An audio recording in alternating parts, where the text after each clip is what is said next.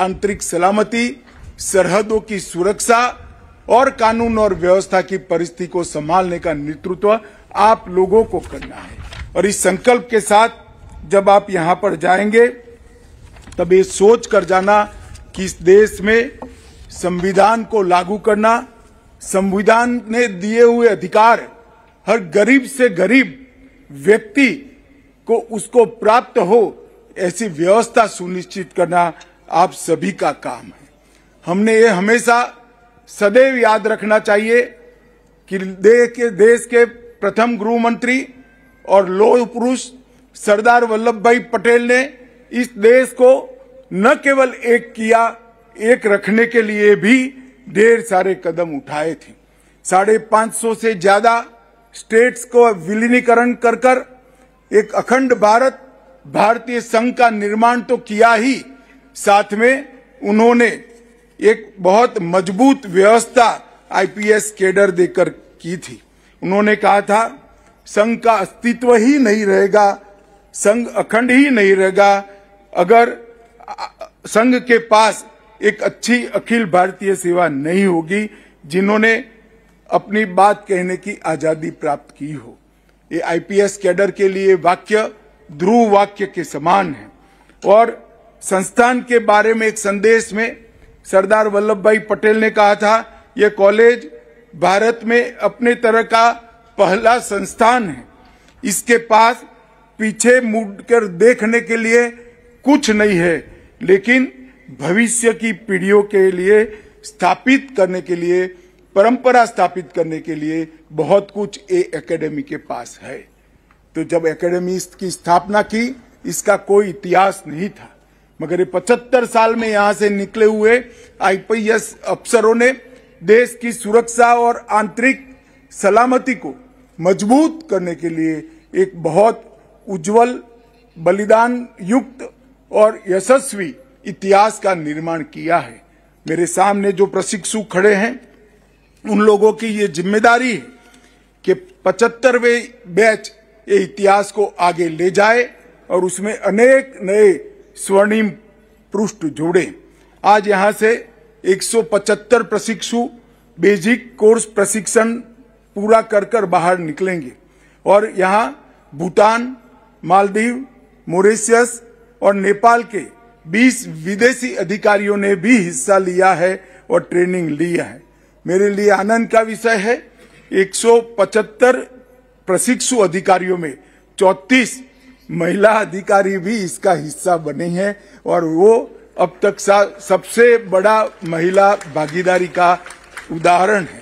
मैं समझता हूं कि आप सब मिलकर आने वाले दिनों में देश को आंतरिक रूप से सुरक्षित रखेंगे।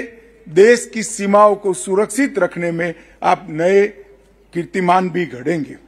मित्रों, मैंने आप लोगों का बेसिक एजुकेशन के बैकग्राउंड को देखा है। ज्यादातर लोग टेक्निकल बैकग्राउंड के प्रशिक्षु हैं। मैं आपको ये कहना चाहता हूं कि आने वाले दिनों में टेक्नोलॉजी का बहुत अहम रोल आंतरिक सुरक्षा को संभालने में बनने वाला है। इसीलिए हमारे प्रधानमंत्री जी ने पुलिस टेक्नोलॉजी मिशन की स्थापना की है।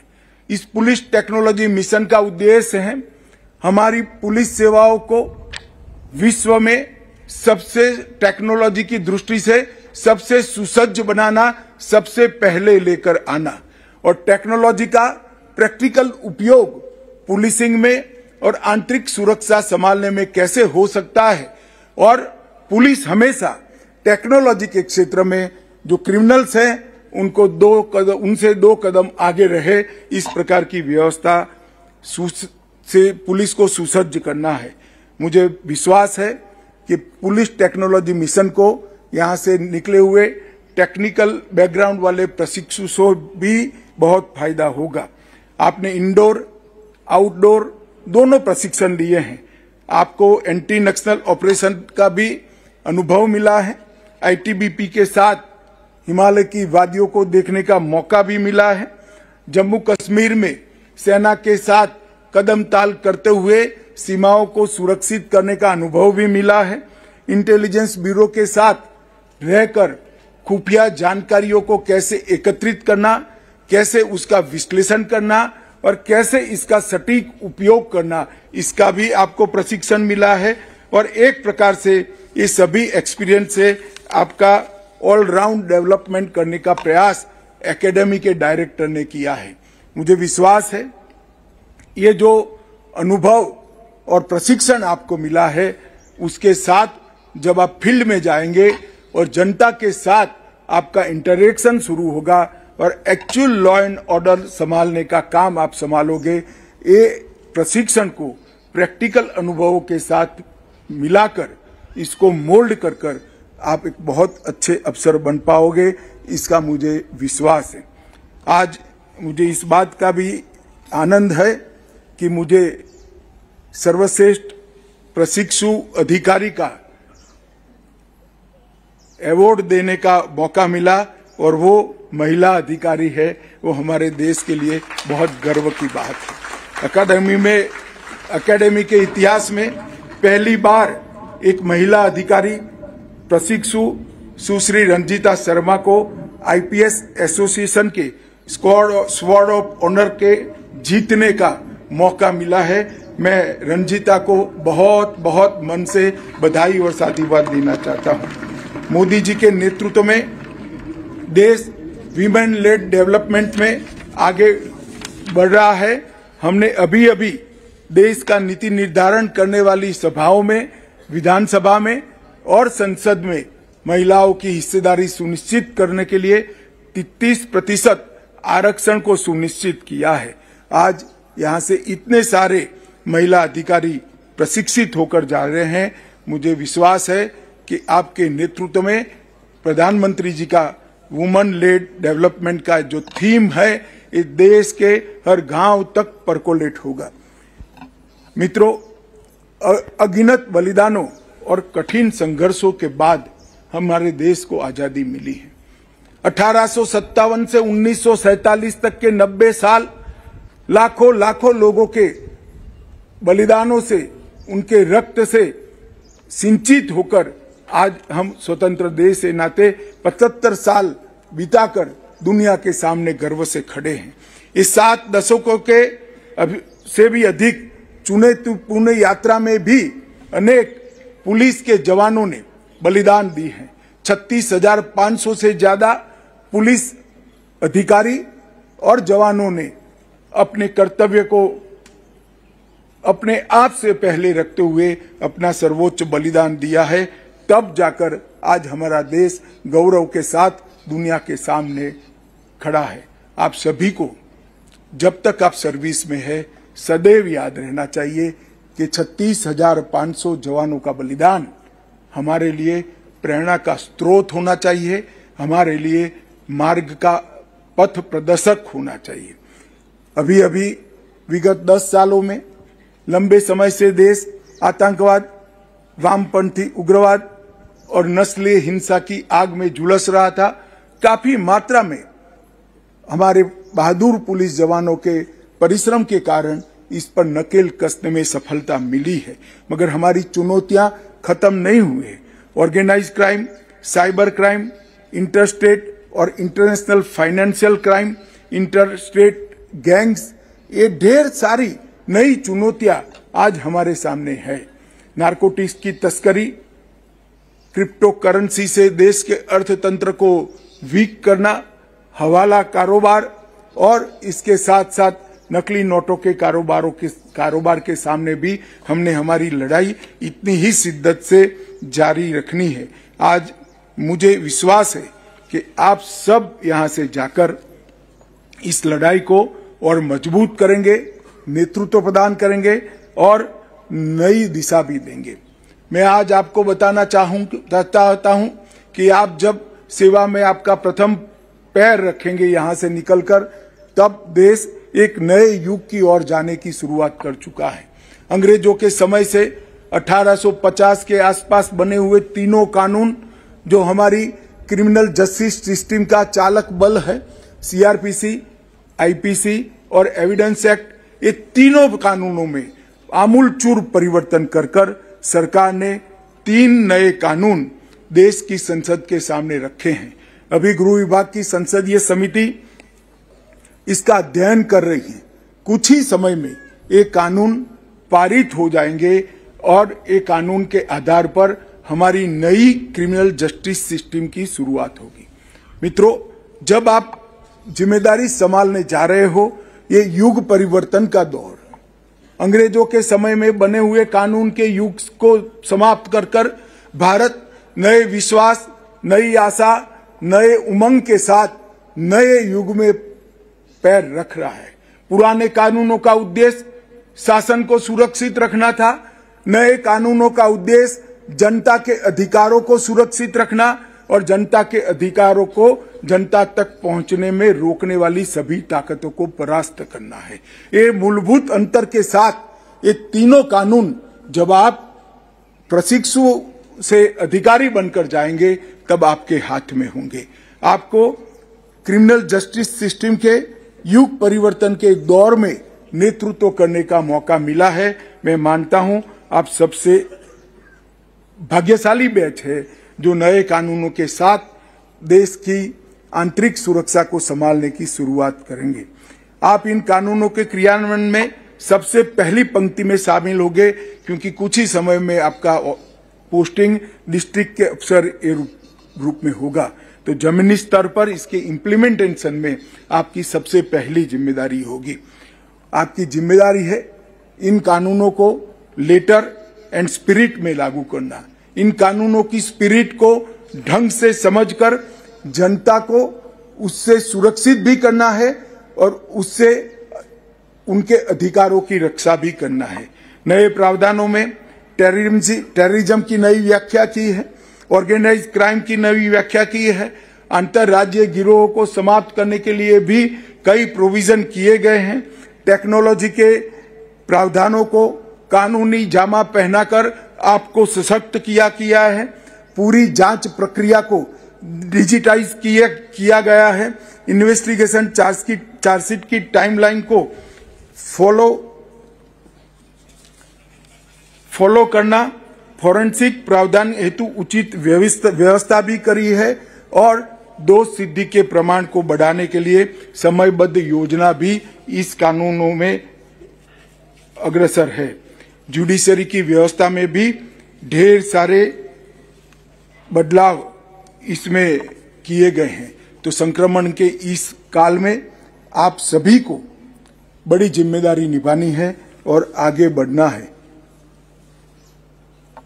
मेरे सुझाव है, आप सभी को एक सुझाव है कि रिएक्टिंग और रिस्पॉन्सिंग पुलिसिंग से आगे बढ़कर प्रिवेंटिव, प्रिडिक्टिव और प्रोएक्टिव पुलिसिंग की तरफ हम सब आगे बढ़ें और बदलते परिवेश में अपने आप को हम समय के साथ पुलिस की व्यवस्था को बदलने के लिए भी हम आगे बढ़ें। श्री गर्ग ने अपने भाषण में संवेदनशीलता पर बहुत महत्व दिया है।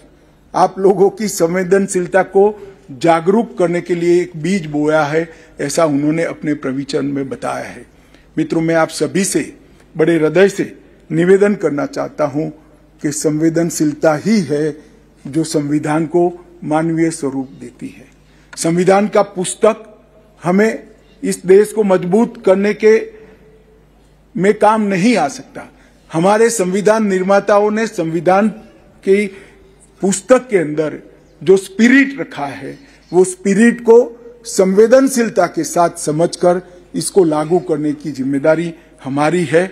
अतः मेरा आप सभी से निवेदन है कि हमारी संवेदनशीलता देश से गरीब व्यक्ति के लिए, देश से कमजोर व्यक्ति के लिए और देश के सभी कमजोर वर्गों के लिए हमेशा बरकरार रहे और उनके अधिकारों की रक्षा के लिए हम हमेशा के लिए प्रोएक्टिव रहें।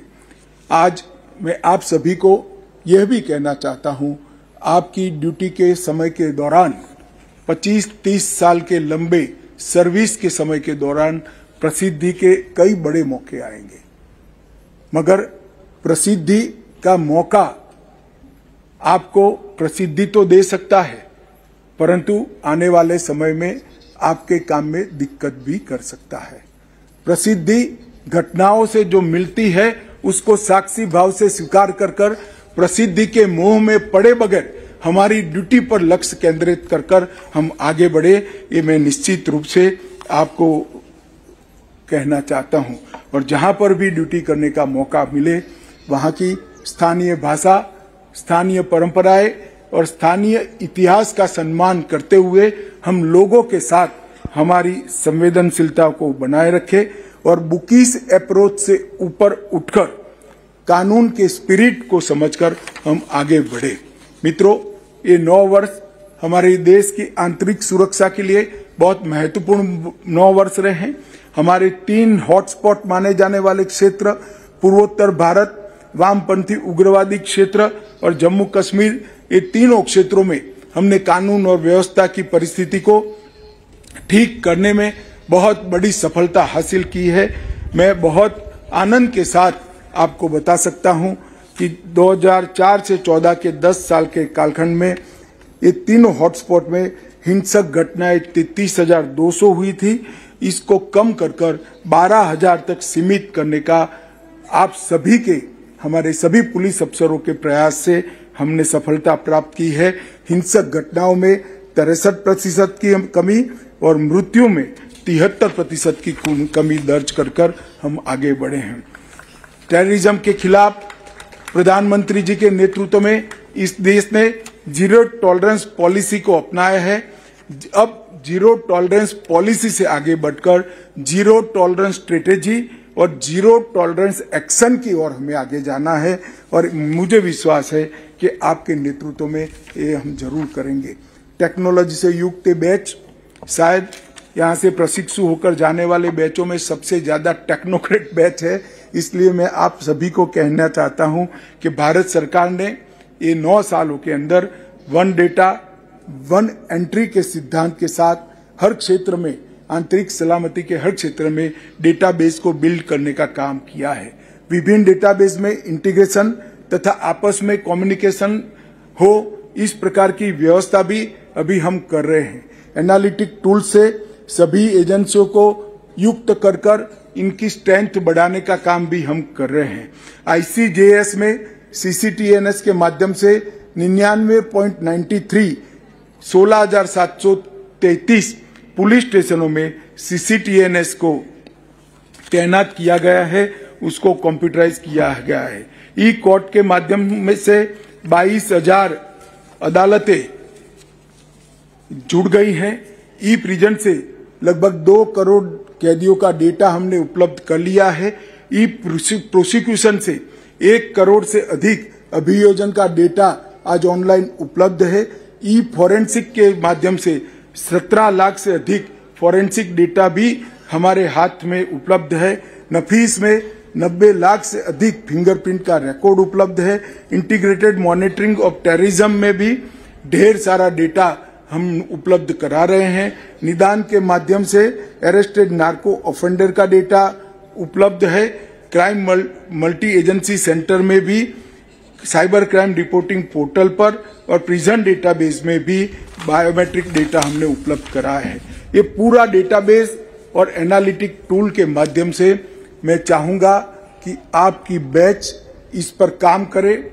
आर्टिफिशियल इंटेलिजेंस का उपयोग कर पुलिस को हमेशा 2 कदम आगे रखने के लिए रखे, ऐसा मुझे विश्वास है। मैं फिर से एक बार आपके व्यक्तिगत जीवन के लिए और आपके करियर के लिए आपको बहुत बहुत शुभकामनाएं देता हूं और मैं ईश्वर से प्रार्थना करता हूं कि दैनंदिन आप देश की प्रगति के लिए ज्यादा से ज्यादा समर्पित हो और ड्यूटी निभाने में हमेशा अग्रसर रहे, जिससे आज ये जो बैच जा रहा है वो जब इस देश की पुलिस का नेतृत्व करता होगा 2047 में, तब आंतरिक रूप से हम संपूर्ण सुरक्षित देश को होने का गौरव दुनिया के सामने व्यक्त कर सके।